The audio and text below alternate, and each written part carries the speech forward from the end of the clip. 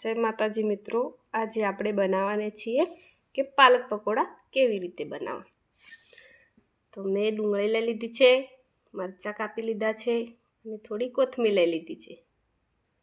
હવે ધાણા જીરું, મરી અને લસણ લઈ લીધું છે। હવે એમને કૂટી દેશું, બરાબર મિક્સ કરી દેશું।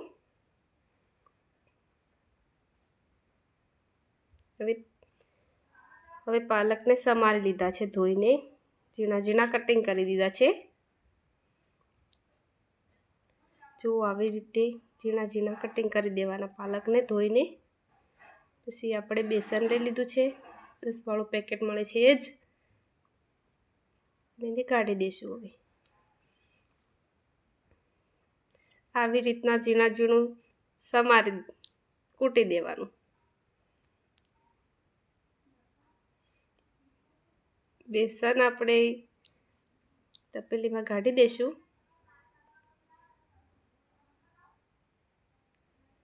બધું જ બેસન 2 પેકેટ લીધા છે મેં તો, તમારે જેટલા બનાવવા હોય એટલા તમે લઈ શકો છો। મેં તો 2 પેકેટ લઈ લીધા છે। હવે કાઢી દઈશું અંદર। પછી થોડી શીકડી હળદર, સ્વાદ પ્રમાણે,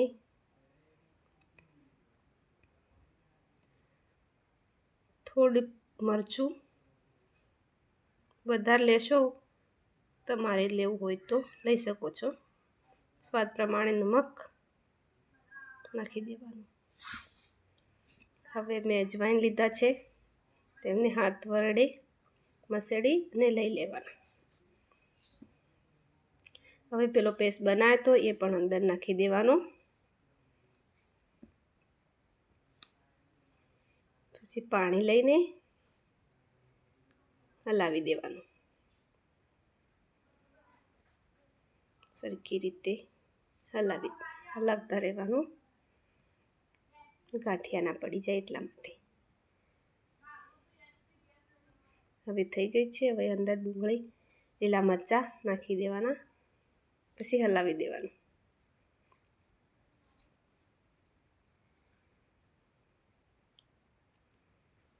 પછી એમાં પાલક નાખી દેવાનો, કોથમીર નાખી દેવાની।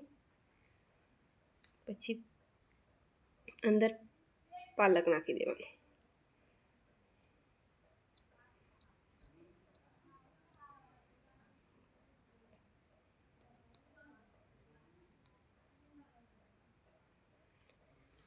હલાવતા જવાનું અને નાખી પણ દેવાનું,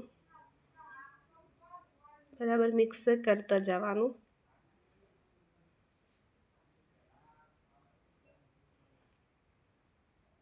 પછી તેલ લઈ લેવાનું, થોડું નાખી દેવાનું અંદર, પછી હલાવી દેવાનું, બરાબર મિક્સ કરી દેવાનું।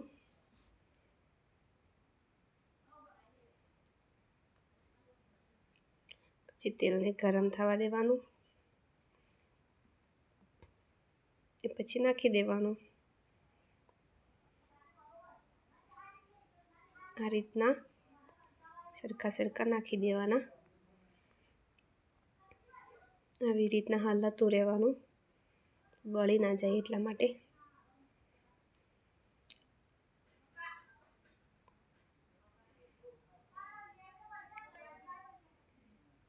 સરસ મજાના પકવા દેવાના, લાલ કલર આવે ત્યાં સુધી થોડુંક।